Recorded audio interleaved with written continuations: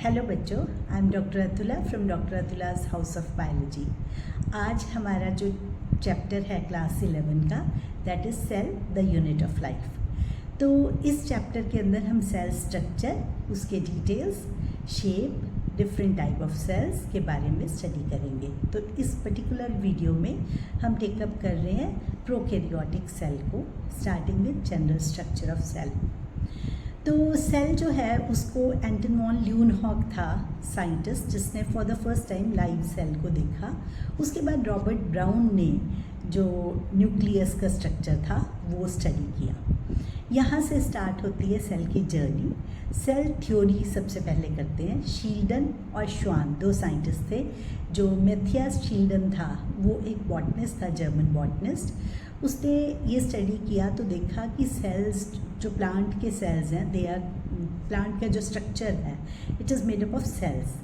उसके बाद थियोडर श्वान ने, इसने 1838 में काम किया। 1 ईयर आफ्टर दैट 1839 में थियोडर श्वान ने देखा कि कुछ सेल्स ऐसे हैं जिनमें सेल वॉल होती है, वो प्लांट के सेल्स हैं। जो एनिमल के सेल्स हैं दे लैक सेल वॉल।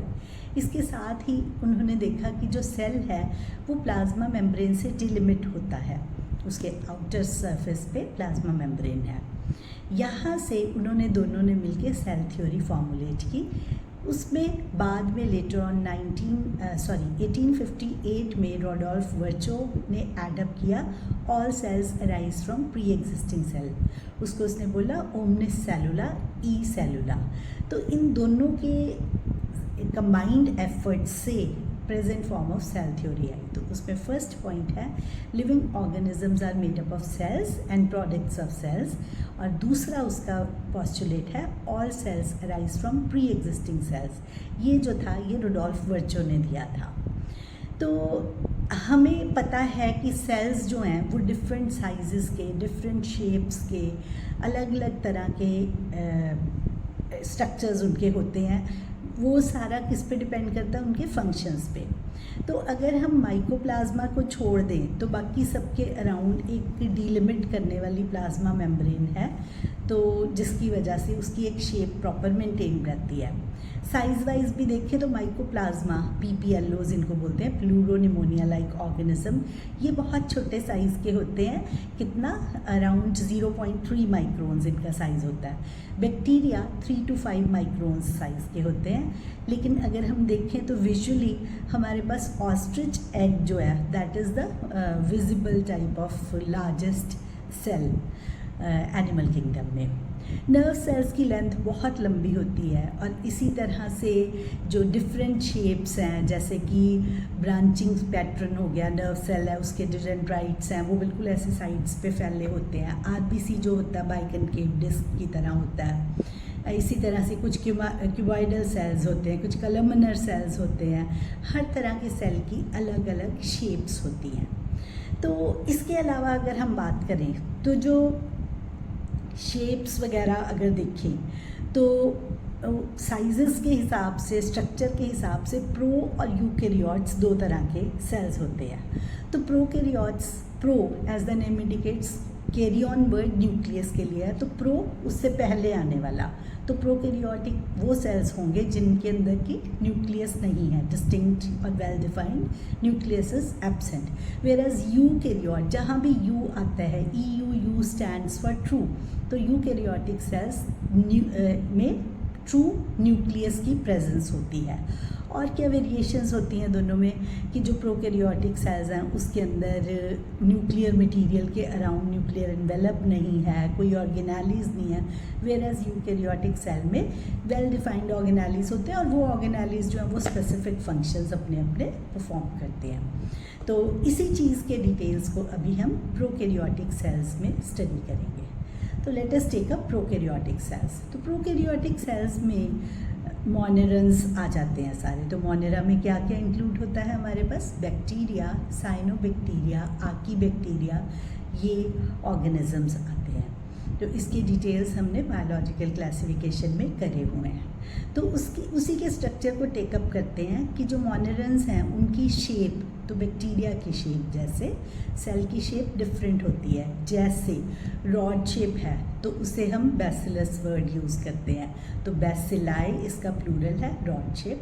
कोकस या कोकाई प्लूरल राउंडेड गोल स्ट्रक्चर्स है। Vibrio is comma shape where spirillum is spiral type of bacteria. तो ये जो बैक्टीरियल स्ट्रक्चर है, जनरल स्ट्रक्चर मोनेरा का सेम ही रहेगा, क्योंकि अब हम प्रोकैरियोटिक सेल के स्ट्रक्चर की बात कर रहे हैं। तो क्या होता है कि सबसे बाहर अगर हम देखें सेल के बाहर ग्लाइकोकैलिक्स की प्रेजेंस होती है। तो जो ग्लाइकोकैलिक्स है ये एक लेयर है जो सराउंड करती है बैक्टीरिया के अराउंड। प्रोटेक्टिव इन फंक्शन है ग्लाइकोकैलिक्स। ग्लाइकोकैलिक्स में फर्स्ट हमारे पास क्या होता है, ये दो तरह का हो सकता है। अगर तो वो बिल्कुल थिक उसके अराउंड लेयर बनाता है पूरी प्रॉपर, तो उसे हम बोल देते हैं कैप्सूल। अगर वो थिक नहीं है, लूजली प्लेस्ड है, तो उस लेयर को हम स्लाइम बोल देते हैं। तो this is the first layer glycocalyx, protective in function है। दूसरा जो है इसमें हमारे पास आता है सेल वॉल। सेल वॉल के अंदर क्या है, cell wall bacterial cell wall है ना, तो this is made up of peptidoglycans. Cell wall में भी आगे further on the basis of जो एक साइंटिस्ट था क्रिश्चियन ग्रैम, उसने ग्रैम स्टेनिंग टेक्निक दी थी। उस स्टेनिंग में क्या करते थे, क्रिस्टल वायलेट से जब स्टेन करो तो सारे बैक्टीरिया स्टेन हो जाते थे। उसके बाद अल्कोहल में डाला, कुछ बैक्टीरिया ने स्टेन रिटेन कर लिया, कुछ ने स्टेन लूज़ कर दिया। तो जिन्होंने रिटेन कर लिया ना स्टेन, वो सारे जो हैं they are called Gram positive, बाकी के सारे ग्राम नेगेटिव बैक्टीरिया कहलाते हैं। तो उस बेसिस पे सेल वॉल जो है उसकी थिकनेस और उसके स्ट्रक्चर और उसके सारे जो पैरामीटर्स हैं उनकी बेसिस पे ग्राम पॉजिटिव और ग्राम नेगेटिव दो में हम डिवाइड कर सकते हैं। और तीसरा स्ट्रक्चर इसमें आता है प्लाज्मा मेम्ब्रेन। तो प्लाज्मा मेम्ब्रेन बिल्कुल वही यूकैरियोटिक वाला ही स्ट्रक्चर है, प्लाज्मा मेम्ब्रेन। तो इसमें जो ग्लाइकोकैलिक्स, सेल वॉल और सेल मेम्ब्रेन, प्लाज्मा मेम्ब्रेन, इन तीनों ने मिला के क्या बना दिया, सेल एनवेलप बना दिया। इसके बाद आते हैं हम मीजोसोम पे। जो मीजोसोम्स है ना, सारा करता धरता ना प्रोकैरियोटिक सेल का मीजोसोम्स ही हैं। कैसे बने होते हैं, वेसिकल्स, ट्यूब्यूल्स और लैमेली इनके बने होते हैं। तो वेसिकल्स गोल structures, tubules tube like structure लेकिन ब्रांच्ड, और लैमेली जो है वो आपको पता ही है कि ट्यूबुलर स्ट्रक्चर्स होते हैं। तो इनमें क्या होता है, जो मीजोसोम्स हैं ये सेल वॉल की फॉर्मेशन करते हैं। सेल वॉल के साथ साथ डीएनए की रेप्लिकेशन में हेल्प करते हैं। डीएनए रेप्लिकेट करके उस रेप्लिकेटेड डीएनए को वो डॉटर सेल्स में ट्रांसफ़र करने में भी हेल्प करते हैं। साथ ही साथ रेस्पिरेशन में हेल्प करते हैं, क्योंकि रेस्पिरेटरी एंजाइम सारे मीजोसोम के पास ही प्रेजेंट होते हैं। तो ना समटाइम्स इसे कहते हैं कि this is equivalent to mitochondria of eukaryotic cells.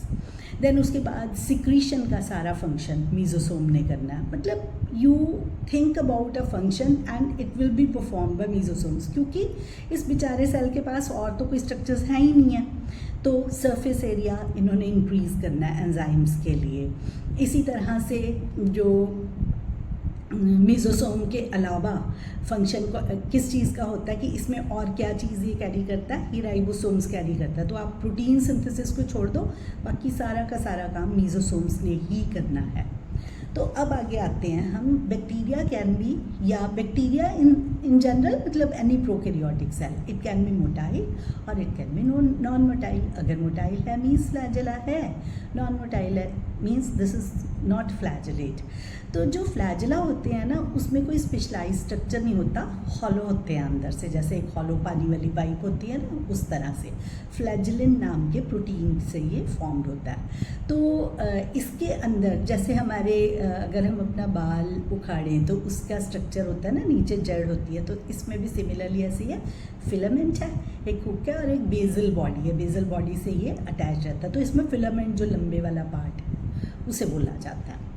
Then अब आते हैं कुछ और मतलब ये देखो ना, ये ऑप्शनल हो गया, फ्लैजेला हो भी सकता है, नहीं भी हो सकता। इसी तरह से एक और छोटा स्ट्रक्चर होता है, वी कॉल इट पायलाई।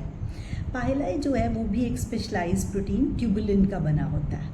पाइलाई का साइज़ छोटा होता है, तो ये ना all around the surface exist करते हैं। बैक्टीरिया में जब रिप्रोडक्शन होती है तो उसमें एक मेथड होता है, उसे कॉन्जुगेशन बोलते हैं। तो इसमें क्या होता है कि जैसे ये एक सेल है, ये दूसरा सेल है, इनमें ना ऐसे कॉन्जुगेशन कैनाल बनती है। तो कैनाल की हेल्प से एक सेल दूसरे से अपने मटेरियल्स को ट्रांसफ़र करता है। तो उस कॉन्जुगेशन के पर्पज़ के लिए जब एक बैक्टीरिया ने दूसरे बैक्टीरिया को होल्ड करना होता है, उस पर्पज़ के लिए पाइलाई का यूसेज किया जाता है। अब समटाइम्स एक ब्रिसल्स जैसे स्ट्रक्चर्स फिम्ब्रे भी प्रेजेंट होते हैं। तो फिम्ब्रे क्या करते हैं, इन बैक्टीरिया को सबस्ट्रेटम के साथ अटैच करने में हेल्प करते हैं। तो इसके अलावा कोई ऐसे स्पेशलाइज स्ट्रक्चर्स नहीं है। अब हम बात करते हैं राइबोसोम्स की और इंक्लूजन बॉडीज़ की। अब जो राइबोसोम्स हैं, राइबोसोम्स आपको पता है, इनको हम प्रोटीन फैक्ट्रीज बोलते हैं। राइबोसोम का एक और फीचर क्या है कि ये नॉन मेम्ब्रेनस स्ट्रक्चर्स होते हैं, बिना मेम्ब्रेन के हैं, प्रोटीन सिंथेसिस का साइट है। तो जो प्रोकैरियोटिक सेल्स होते हैं इसमें 2 सब यूनिट्स होते हैं, one is 50S and second is 30S। तो टोटल अगर हम देखें तो इसको ना 70S है। हमने 50 और 30 का टोटल नहीं लगाना, ये सेडिमेंटेशन कॉफिशेंट के हिसाब से कि सेटल होना, सेडिमेंट होना। तो स्वेडबर्ग यूनिट, S वर्ड जो है वो स्वेडबर्ग यूनिट के लिए स्टैंड करता है। तो 50 एंड 30, बड़े वाला लार्जर यूनिट 50S होता है और स्मॉलर यूनिट इज़ 30S। इसमें प्रोकैरियोट्स में क्या होता है कि sometimes the mRNA is messenger RNA। Messenger RNA क्या करता है, DNA से कोडेड इन्फॉर्मेशन कैरी करता है और इसको अल्टीमेटली ट्रांसलेट करेगा इनटू प्रोटीन्स। तो ये जो mRNA है ना, mRNA के ऊपर बहुत सारे राइबोसोम्स आके अटैच हो जाते हैं एक सीक्वेंस में। तो ऐसे को पॉलीसोम या पॉलीराइबोसोम कहते हैं। ये क्या करेगा, प्रोटीन सिंथेसिस में हेल्प करेगा। अब बात करते हैं इंक्लूजन बॉडीज़ की। तो इंक्लूजन बॉडीज़ क्या होती हैं, इंक्लूजन बॉडीज़ केमिकल सब्सटेंसेस हैं, जैसे फॉस्फेट ग्रैन्यूल्स हो गए, मतलब ये बैक्टीरिया टू बैक्टीरिया या मोनोरेन टू मोनोरेन डिफर करेंगे, जैसे कि फॉस्फेट ग्रैन्यूल्स, जैसे साइनोफाइसिन ग्रैन्यूल्स। इसी तरह से ग्लाइकोजन के ग्रैन्यूल्स हो सकते हैं। जो एक्वाटिक हैं फॉर्म्स, उनमें क्या होगा, गैस वैक्यूल, बयोंसी मेंटेन करने के लिए। तो विद दिस हमारा प्रोकैरियोटिक स्ट्रक्चर कंप्लीट होता है। लेकिन ये कंप्लीशन के साथ हमें अब क्या चीज़ें पता होनी चाहिए, छोटा सा पार्ट टेकअप करते हैं प्रोकैरियोटिक एंड यूकैरियोटिक सेल के डिफरेंसेस का। तो क्या है प्रोकैरियोट, हमने जैसे स्टार्ट किया था तब बात की थी कि इसमें हमारे पास वेल डिफाइंड न्यूक्लियस नहीं है, उसे जीनोफोर बोलते हैं, न्यूक्लियोइड बोलते हैं। तो न्यूक्लियस क्यों नहीं है, क्योंकि न्यूक्लियर मेम्ब्रेन नहीं है। सेकेंड चीज़, इसके अंदर बेसिक प्रोटीन्स हिस्टोन्स एब्सेंट होते हैं, that's why we call it naked DNA, whereas eukaryotic cell में basic proteins histones are present. तीसरी चीज़, राइबोसोम्स प्रोकैरियोटिक सेल में 70S which is divisible into 50 and 30S सब units, larger 50 and smaller 30, और eukaryotes के अंदर it is 80S और उसमें जो सब डिवीज़न होती है that is 60S and 40S। इसके अलावा एक और डिफरेंस है मेजर, वो डिफरेंस क्या है, वो है कि इसके अंदर जो प्रोकैरियोट्स हैं वहाँ पर ऑर्गेनेलीज एब्सेंट है, सिर्फ एक इनफोल्ड ऑफ प्लाज्मा मेम्ब्रेन है, उसे हम मीज़ोसोम बोलते हैं। वो मीज़ोसोम ही सारे के सारे फंक्शंस परफॉर्म कर रहे हैं। वेयर एज अगर हम इधर जाते हैं यूकैरियोटिक सेल में, तो वहाँ पर वेल डिफाइंड ऑर्गेनेलीज जो अपना अपना अलग अलग फंक्शन परफॉर्म करते हैं। तो अगर हम देखें इन जनरल प्रोकैरियोटिक सेल्स जो हैं वो हालांकि फंक्शंस अपने सारे परफॉर्म कर रहे हैं, लेकिन उनमें कोई ऐसी कम्पैक्ट चीज़ नहीं है कि वो अपना सारा का सारा एक एक पर्टिकुलर ऑर्गेनेली के थ्रू काम कर सकें, लेकिन यूकैरियोट में पर्टिकुलर ऑर्गेनेलीज होते हैं। अब इसके अलावा हम जब बायोटेक्नोलॉजी पढ़ेंगे तो उसमें हम बात करेंगे बैक्टीरिया के एक स्पेशल कैरेक्टर की, that is the presence of plasmid. तो व्हाट इज़ प्लाज्मिड? जो बैक्टीरियल सेल होता है, तो बैक्टीरियल सेल के अंदर जो क्रोमोसोमल DNA है, क्या होता है, सिंगल सर्कुलर DNA मॉलिक्यूल होता है, उसको छोड़ के उसके अलावा एक छोटा सा सर्कुलर डीएनए मॉलिक्यूल भी होता है। तो सिंगल सर्कुलर डीएनए मॉलिक्यूल के अलावा है तो we call it extra chromosomal DNA material. इसे प्लाज्मिड बोला जाता है। ये जो प्लाज्मिड है ये अपने में कोई स्पेशलाइज्ड कैरेक्टर्स को कैरी करता है, जैसे कि एंटीबायोटिक रेजिस्टेंस का जीन या फिर नाइट्रोजन फिक्सेशन का जीन। इसका क्या फ़ायदा होता है, हम लोग जो हैं उसे बायोटेक्नोलॉजी में उस ब्रांच को बोलते हैं जेनेटिक इंजीनियरिंग। तो जेनेटिक इंजीनियरिंग में हम प्लाज्मिड को यूज़ करते हैं for the transference of foreign genes from one organism to another, कि किसी में भी एलियन जीन हम ट्रांसफ़र कर सकते हैं with the help of this plasmid. तो विद दिस हम अपना प्रोकैरियोटिक स्ट्रक्चर कंप्लीट करते हैं।